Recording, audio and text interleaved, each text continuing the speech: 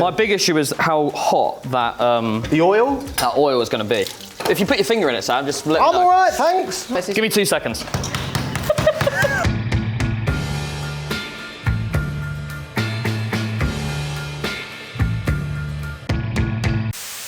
Where would social media be without food? Arguably, nowhere. So that's why we've created a cooking show talking about social media. It was either this or cats, and he's allergic.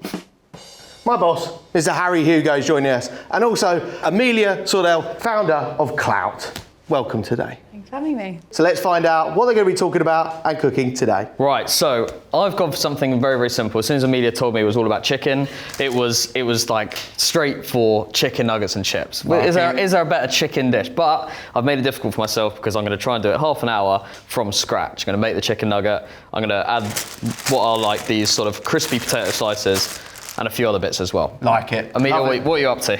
I am doing something quite different. I think when I said chicken, you were thinking I was going to do something a little bit more simple, but this is chicken with andouille. It's normally roasted, but we've only got 30 minutes today, so we're going to do pan-fried chicken thighs with a spicy andouille tomato salad and then a bit of bread on the bottom to mop it all the sauce up. I like the sound of it. I like the sound. I'm worried about you. I'm worried about this though. Why are you worried? It's just timing is tight. Timing's going to be very tight on this one from both of them, and I'm intrigued to know mainly what I'm going to be tasting at the end. Can't wait to see what it's going to be looking like on the plate. Okay. 30 minutes on the clock. Let's go. Right, Amelia, we've known each other for quite a long time. We have. Personal branding's your game. We've done a bit of that ourselves. What are the sort of 5 tips? Well, let's start with 3 tips that you tell people when they come in to work with you at Klowt around personal branding. What do people need to worry about? I'm going to try and fill this up. I'm going to worry about this blimmin' flame scorching my... I've got absolutely no idea how much oil I need to fry this. Enjoyed this bubble sound that went in there. Also, why have you got a thing that's that big? How much oil do you need? Keep me hydrated. I think the key thing is most people in like positions like I, as in running personal branding agencies or trying to teach people how to build their personal brands, the thing they'll say is, what do you want to be known for? Talk about that because that'll make you authentic and da-da-da. But none of those things actually mean anything. Yep. I think it's very difficult for you to work out like what authenticity means if you don't understand what that actually means online, right? The second thing that I think is really important is people really have an idea of what their goal is. Like what is the whole point of personal branding? Like why are you doing this? And I think that's where most people go wrong with marketing generally, right? Because that's what personal branding is. I'm having so much trouble with this. Can you help me? No, we're on. By the way, I've seen the other episodes of this. I'm not the only one who's struggled. No. You're on, you're cooking. No, I need this one. Oh, you need that one. Two, yeah. The interesting thing about this task is everybody thinks it's a lot easier than it is. Yeah. See, it's trying to sabotage me. I mean, that's interesting. We're a hob down, possibly. We are a hub down. I need 2 hot. Oh, there we go. Oh. Wunderbar. The cooking. Give me 2 seconds. It's not gone great. And cling film, aren't you? So it stays together. What platforms are you like focusing on? Like when you're talking to individuals, and is it first of all, is it individuals or is it businesses as well? It's absolutely individuals, but I think our core focus. Oh, that wasn't hot enough. Oh well. Our core focus is always individuals, but for the benefit of businesses. And the reason why I say that is, I think we all know that most people trust individuals more than they trust brands, right? Yep. That's the reason why we have TripAdvisor. And so I think a lot of people misinterpret branding or personal branding as like we should only talk about our company, when actually what we should be talking about is the people behind the company, because that's what makes the company interesting. So for us as a business, the things that we're most focused on, and what channels, to kind of answer your question, the most sort of focus for us and me personally at the minute, going back to what I said earlier about like tips for personal branding, focus on what your goals are. My goal is to hire people, bring in clients, and position myself as like a person of influence in the personal branding space. So for me, I'm focused on TikTok because that's going to help me bring in candidates. I'm focused on LinkedIn because we're B2B, so that's going to help me bring in business. And focused on YouTube as well. Like obviously you guys are amazing at YouTube, so you understand why that's important. Just so you know, you've had around 10 minutes. Okay, I feel pretty good about that. So depending on how you... My big issue is how hot that the oil? That oil is going to be. If you put your finger in it, Sam, just let me know. I'm all right, thanks. I'm good. Where's your little crumb? There we go. Okay. Oh, it's I have hot. a question for you, okay. Harry. Go on. I know this is you're meant to be chatting to me, but I want It to gets me out of jail. grill you a little bit. Why influencer marketing? Like, obviously, it's such a big thing now, but when you guys started a business, I feel like no one had really seen it from the perspective that Goat comes at it from. It felt right at the time, and it returned the results that the brands needed, and we were, kind of a brand ourselves that needed those results, and we were like, oh, there must be other people in our situation. This is the time to make the most of it. What verticals do you think could be using influencer marketing in the B2B space? I think we've seen in a different kind of way, like podcasts grow, like entrepreneurial podcasts grow based on collaborations, and collaboration is basically a piece of influencer marketing in the sort of driest sense. I think there's a few different ways that you can use influencers in B2B. We've done a lot for our clients who have a lot of B2B products. Yep. Because they see, especially in niche communities, a huge uplift within influencers, because that's the only way you can get to certain particular communities, and I think that's one of the big reasons that influencers have been so effective over the last few years, is because people have actually been able to go super niche, and that's something that we've obviously been able to specialize in over the last 8-9 years. And it's funny because I think a lot of brands don't think about like leveraging influencers to reach their customers in the B2B space, because they feel like, oh, that's just for consumer brands. Yep. But actually that's just not true. Like, you buy in the same way, regardless of whether you're sitting on your sofa or whether you're sitting behind a desk. Like, we still have the same decision-making process. It's just the way we justify it is slightly different. What other things have you seen that are really, really good on LinkedIn? Because that is like, when people think about personal branding and entrepreneurs, that's the platform they think of. Yeah, look, I think the thing is, people think like on LinkedIn specifically that they have to be like super smart for it to be interesting. Yep. And actually, I think the most interesting things that people talk about and share on LinkedIn are like stories, right? Like where, how have they got to where they've got to, and like how has that impacted their life? Or, one of the biggest stories, or rather biggest posts that I've ever had in terms of views, was me talking about my divorce and like the fact that that was happening, and how that impacts your life and all that kind of stuff. That had nothing to do with my business, but actually won me business because it won me favor and likability, I guess, because it's relatable. What are you suggesting to clients now that you weren't suggesting 2 years ago? Now, especially now we're out of the pandemic and people do different things, right? It's We're not just doing the Zoom stuff anymore. This whole thing of like, you need to be posting every single day is no longer relevant. Like, people are not responding to the volume piece on LinkedIn like they were a year ago. What they're actually responding to is 3 or 4 times a week of like really actually valuable, insightful, personal posts. So when you have something to share, we're saying to clients, like, you also need to like pair that with a story.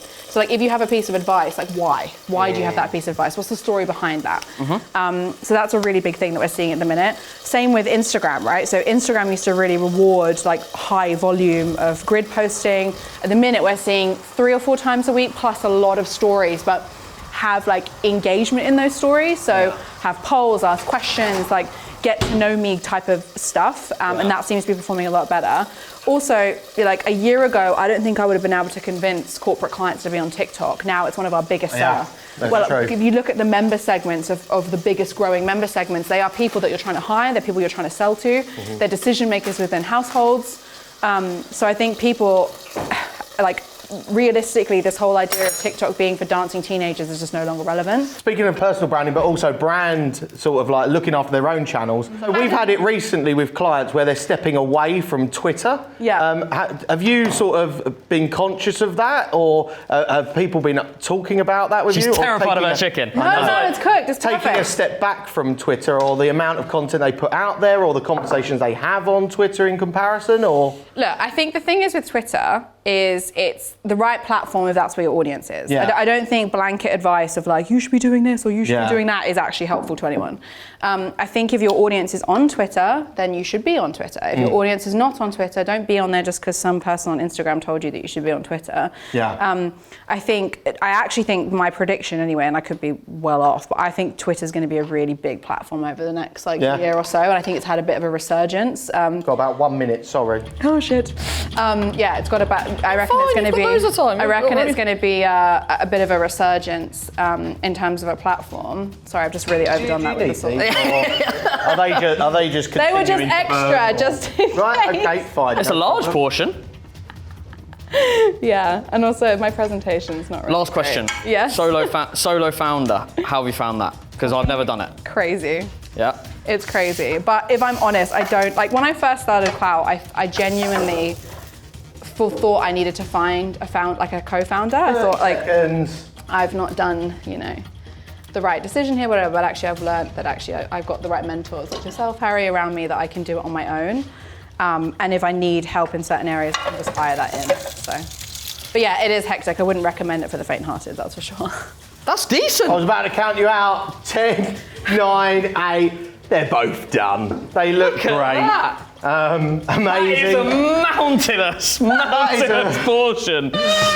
See this? I never did the sauce, sorry. This goes out to my mother. If you want to know why I'm the size I am, it's because you gave me portions like this as a child, and I've told you this. No longer shall I eat your food, mother. Not that it doesn't taste nice, but it's you are feeding for 5. Let's wrap up, let's clean down, and see how they went.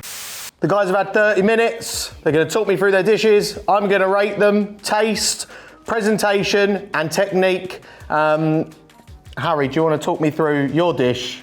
Well, I've improvised a bit. The chips went well, they cooked in exactly the right time. The tomatoes went well. Yeah. Spinach, probably put it on a bit too early. The chicken, the main part. Was the improvisation saying that you actually managed to save part of the chicken there, or? I'm just wondering whether I actually want to put this possibly down there. Is it cooked? It is cooked. It's very well cooked. It's very well cooked. I mean, well cooked definitely on the outside. That's for sure. Get that runny yolk. Yeah, get a little bit of that. Yeah, there. Oh, that is. That's good. I mean, come on. Good egg. That's well a good done. egg. That's a brilliant egg. Bit of salty spinach there. Yeah, great. Have we got any crunch on the outside? I didn't hear a huge amount, which is a shame. No, but there's definitely a char. You can taste the char. For taste, everything does taste great. I'd probably give this, I'm going to give you an 8 on the taste. Tastes really good. I'm not too sure about the lingering cayenne. I'm not too sure. Technique, I'm probably going to mark you down. And the only reason I'm going to mark you down is because of the overcooked nugget. I'm going to give this, technique-wise, I'm probably going to give you a 6. Everything but the nugget. Yeah, exactly. And let's be honest, I'm going to badmouth you possibly. The tomatoes you threw in the oven, the potatoes, they came ready cut and done. You put them in the oven. Then that you threw in a deep fryer, and then you threw that in the oven. I fried an egg, basically is what you're saying. No, I didn't want to say that, but you've boiled spinach, which my nan can do, and then you put a very good egg on top of everything. I thought it would be much harder to do the nugget than it was. Presentation. You've done very well in covering up that chicken nugget with the egg. So do you know what? If I got that in front of me, I'd be very happy. I'd give that an 8. Okay, fine. That's not horrendous. No, not horrendous. Very good. Very, very good. Talk me through the dish. What have we got? So, bread. It might be under there somewhere. if we get. Oh no, I can see it. There's a crust there. There is a crust. So there is bread. I'm being mean. Yes, bread. There is pan-fried chicken thighs, skin on, bone in. Are you confident in your chicken? Yeah, it's cooked. Okay. Great, that's good. I've checked. And then the sauce, which there's a lot of it. There is a lot of sauce. I'd made 2 just in case it messed up, and then you put them together. Yeah, I like that. I'd actually be pretty happy with that. I'd be happy with terrible, that. You know, I joked earlier in regards to sort of the quantity, and so for that reason, I'm going to mark presentation first. Straight away, I'm actually going to give you. I'm going to give you an 8. Believe it or not, I'm going to give this an 8 because it's exactly what I would expect on how you described it. Okay. Amazing. Okay, so we got a bit of the chicken. Great. Little bit. The bread's gone very soggy. Don't know why. Don't know why the bread's got soggy. But it looks good. We've got a bit of the sauce, bit of basil, bit of mozzarella. Tell you what, looks good on the fork. Oh God, what's Deathly silence. A silence. Keep the pause. Keep the pause. This is dramatic.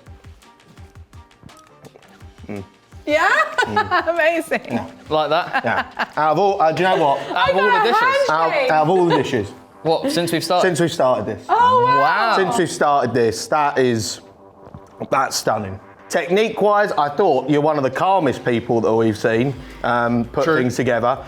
Technique, I'm giving you a 9, and taste, I'm giving you 10. I mean, the reaction off the back I'm going to of have to give you a 10 for taste. Oh, thank you. It was That is absolutely... a very high score in comparison to previous episodes. Yes, I think the taste is great. I think everything's there. I would be very happy whether I ordered that or ate that. Great. Fantastic. Amelia, well done. Yeah, you're the winner today. Congratulations. Thank you very much for coming in and having a chat with us. Thanks for having me. Everything personal branding, entrepreneurship, and Italian Oversized chicken Oversized chicken dishes, which taste amazing. Thank you for watching this episode of Served. We can't wait to see you next time. This has been the greatest of all time chicken dishes. See you on the next episode.